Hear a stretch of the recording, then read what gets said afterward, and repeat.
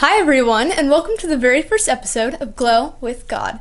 I'm so glad you're here. Whether you're driving, journaling, walking your dog, cleaning your room, at school, work, or just taking a moment for yourself, this is the space for you. I'm your host, Riley, and I'm beyond excited to start this journey with you. This podcast is something that's been on my heart for a while. Not because I have it all figured out, because spoiler, I do not, but because I'm learning day by day that life with God is the most radiant, fulfilling, meaningful way to live. And I want this to be the space where we can explore that together. If you're wondering, is this for me? Yes, it is. No matter where you are in your faith, no matter what kind of week you've had, day you've had, no matter how many doubts you're carrying or how long it's been since you last talked to God, this is for you. So let's get into today's episode, where the glow begins. Let's talk about the word glow for a second. It's everywhere, right? That girl glow, skincare glow, Instagram glow ups, energy glow. We're obsessed with the idea of having radiance, of shining, of looking like we've got it together. But what if the glow we're chasing is so much deeper than the surface? The glow I'm talking about, the one this podcast is all about, isn't something you can buy or wear or fake. It's the glow that comes from walking with God, from staying close to Him, from knowing who you are and whose you are. It's the light you carry when peace lives in your spirit, even in the middle of chaos. So there's this verse in Matthew 5:14, and it's one of the foundational verses for this podcast, also one of my favorites, and it says, "You are the light of the world, like a city on a hilltop that cannot be hidden." Wow. I love that. I absolutely love that. Jesus isn't saying you might be the light, or if you try hard enough, you could be the light. He's saying you already are. You are the light. When you walk with God, you carry something that the world can't explain. It's not loud, it's not flashy, but it is undeniable. Your glow doesn't come from hustle. It doesn't come from being noticed. It comes from being rooted in purpose and love and in faith. So, I'm sure you've heard of the Jesus glow. Maybe you have, maybe you haven't. It's all over TikTok.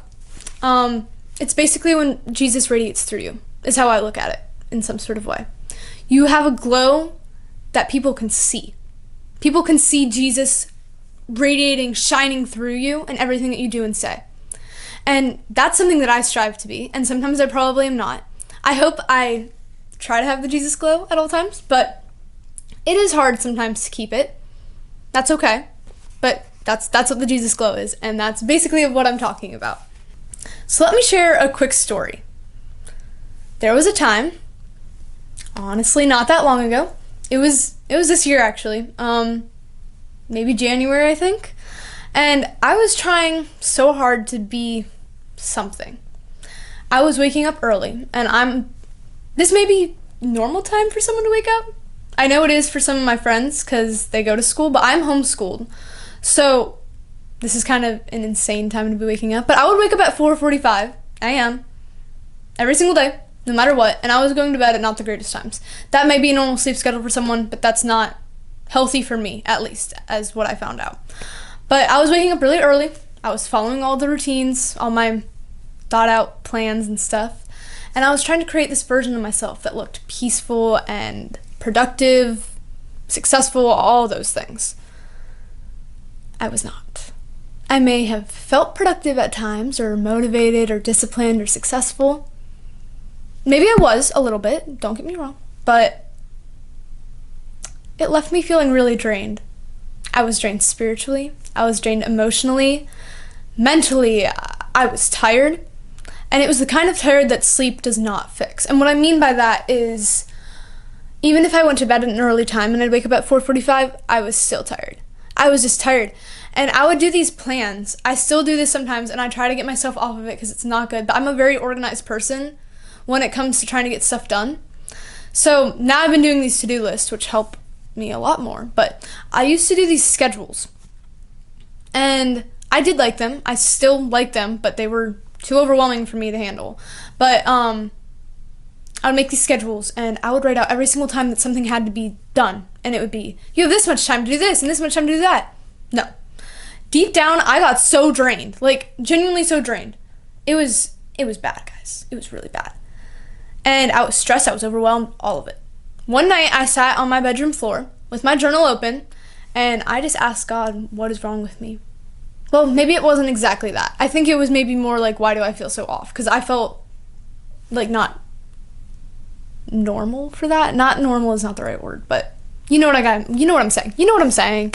And I felt something in this moment. It was almost like he was whispering to me. And it was also right after I saw one of those verses. When I saw the Matthew verse, I have another verse that I want to share with you guys, but it also kind of correlates to this. But he said, it felt like he was whispering to me, you're trying to shine without me. I felt it. I really did feel it. And that hit me really hard. Like, I was like, man, I am. I'm trying to do everything without you. And I realized I was spending more time planning my day than praying about it. I was doing all these things that looked healthy, but I was skipping that one thing that actually heals me, which is a connection with God. And don't get me wrong, like I was reading my Bible every morning. That was a part of my schedule. I would wake up, I'd read for an hour, do it at night too. But I don't feel like I actually had a connection with God. It was like, this doesn't sound bad, but it was like a task to me on my schedule. Check it off, get it done. It's not like that anymore. So I'm glad that I've moved on from that. But that night, I didn't have some dramatic spiritual moment, but I did get very honest with God. And I told him, I don't know how to fix this, but I don't want to keep trying to shine without you. And from that day forward, I really do feel like I don't shine without God. Like, I don't go about my day just reading the Bible or talking to him, and I don't look at it as a task. I look at it as one of my favorite parts of my day actually now. So with that being said, it felt like when I had that whole night, it felt like it was going to be a glow up, but not for how I looked, but in how I lived and everything that I did and said and all that stuff. So let's go even deeper. Where does your glow come from? Is it validation? Is it success? Because that's what it was for me. Is it keeping everyone around you happy? That's quite literally me. That is all I do, which is very dangerous and very good at the same time. We can discuss that another day. But was it having the right life? Right life, meaning. Or maybe was it just trying to get through the day without breaking down? Trust me, I've been there for all of those things. And there's nothing wrong with loving pretty things or setting goals or striving for better habits, because that's what I do too. There's nothing wrong with that. But when our identity is built on those things, it's fragile and it can break easily. It can break so easily. So another verse that I have, let me find it, is Psalms 34:5. This is one of my favorite ones. It says, those who look to him for help will be radiant with joy. No shadow or fame will darken their faces. Wow. Wow, I love that. I love that word radiant. See how it keeps popping up everywhere? It's not perfect. It's not polished. Not Instagram worthy. Radiant. And the key is looking towards him. So that verse reminds us that radiance isn't something we chase, it's something we reflect. We don't create our glow, we receive it. And the best part is, it's not reserved for the super spiritual people. It's for anyone who turns their gaze to God. Even if it's messy, even if it's awkward, even if it's been years and years and years since you talked to God, he'll welcome you back so quickly. He loves you so much. Okay, so moving on from that, let's talk about some super practical ways you can glow with God, starting today, right now. Number 1, 5 minutes of stillness. Seriously, 5 minutes, just 5 minutes. Put your phone down. Close your eyes. Take deep breaths. And just be with God. You don't even have to say anything. You don't have to pray. Sometimes the silence is sacred. God knows what you're saying. God knows what you're thinking. And God is there for you. He's spending time with you. You're spending time with him. You're taking a moment out of your day to dedicate it to him. Okay, so 2, 1 verse a day. So this might seem a little daunting because, oh, what if I don't have time to read the Bible today? What if I don't have time to do this? What if I get it. Trust me, I literally do. You don't need to read a whole chapter to connect with God. Pick 1 verse. Write it on a sticky note, put it on your mirror, your desk, or on your lock screen, and let it sink in. So you're also like, maybe I don't have time for that. That's okay. I know that there's some apps that have like the little widgets the little widget things to put on your lock screen, and it's Bible verses, and it changes every single day. That's a really easy way to do it. You can also have an app that does it. So you just, anytime you check your phone, you can see it, which is great. I go through at least one verse a day in my Bible, but for those that can't and don't have time to do that, definitely try to do an app. It does help. Or just look it up on Google, anything. It does help, I promise you. So 3, worship while you walk or worship while you drive. Put on a worship playlist when you're getting ready or you're walking somewhere, and let your steps turn into a moment of connection. So I actually turn on worship music when I'm driving sometimes, or if I'm in a low mood, or just anytime, honestly. But I find out when I used to be really big into running. I actually need to get back on that. But I used to run a lot, and the days that I would have just like a regular playlist on, I wouldn't feel as strong. And then the days that I had a worship playlist on, I got through that run like a breeze. So worship music is definitely a key. Number 4, this is a glow check-in moments. That's kind of what I call it. So pause during your day. Maybe you're in the car, in the shower, even at lunch, at school, work, whatever. And ask yourself, how am I showing up right now? What does it look like to glow with God in this exact moment? Think about it for a minute. It doesn't have to be like some poetic response that you're trying to think of. Just let it be something simple but intentional. Okay, number 5, encourage one person today. Sometimes reflecting God's light means being a light to someone else. This is my favorite type of thing. So send a kind message, compliment someone, say thank you, and I promise you that kind of light spreads fast. I love to compliment people. Sometimes I'll be out with friends and they're like, what are you doing? I'm like, well, it's helping them. I promise you it's helping them. So I'll be out and I'll be like, oh my gosh, I love your shirt to someone, because I love their shirt, whatever, or their hair, anything. Say that they're pretty. And they're like, oh, thank you. I know it brightens their day at least a little bit. I know it helps them in some way.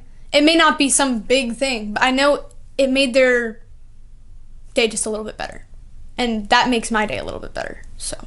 Okay, so now that we've talked about what it means to glow with God, let me tell you what you can expect from this podcast. And it is going to be a lot of fun. Each episode, we're going to explore real-life faith, scripture and spiritual habits, navigating anxiety, purpose, self-worth, all that stuff, creativity and calling, healing and identity, stories, questions, and reflections, and so many other things that I'm probably missing, but that's some of the stuff that I could think of off the top of my head. There will also be solo episodes, like this one, and maybe at some point I can do some special guests later on, but right now it's going to be solo. And some episodes might be super chill and cozy and just simple, and others might challenge you, but all of them will be rooted in truth, love, and light. My prayer, well, not literally a prayer today, but my hope is that every time you listen to an episode, you walk away feeling a little bit more grounded, a little bit more encouraged, and a little bit more aware of God's presence in your life, because He is everywhere. Here's the truth. You don't have to chase the glow. You just have to stay connected to the source. So if you've been feeling tired or dim or unsure or like you're just going through the motions, this is your reminder. You were created to glow with God. Not just when everything's going right, not just when you're feeling spiritual, but every day, right now, even in this exact moment. The glow begins in small things, in turning your heart towards Him, in choosing peace over pressure, and looking to the light instead of the dark. So this week, take one step, just one, and let that be the start. I know you can do it. Thank you guys so much for hanging out with me today on the very first episode of Glow with God. If something in this episode spoke to you, please share it. Text it to a friend, post it on your story. Let someone else know that they don't have to shine on their own either. Be that light for someone else too. You can follow Glow with God on Instagram and TikTok for daily encouragement and updates. On Instagram, my account is riley._.beeson, and my TikTok is Smiley Riley. I'm sure it will pop up if you look it up. I'm also in the Holy House, so you can find me there too. Until next time, keep showing up, keep staying soft, keep chasing truth, and please do remember, you don't have to generate the light. You just have to look to it. God loves you, I love you, and I'll see you guys soon.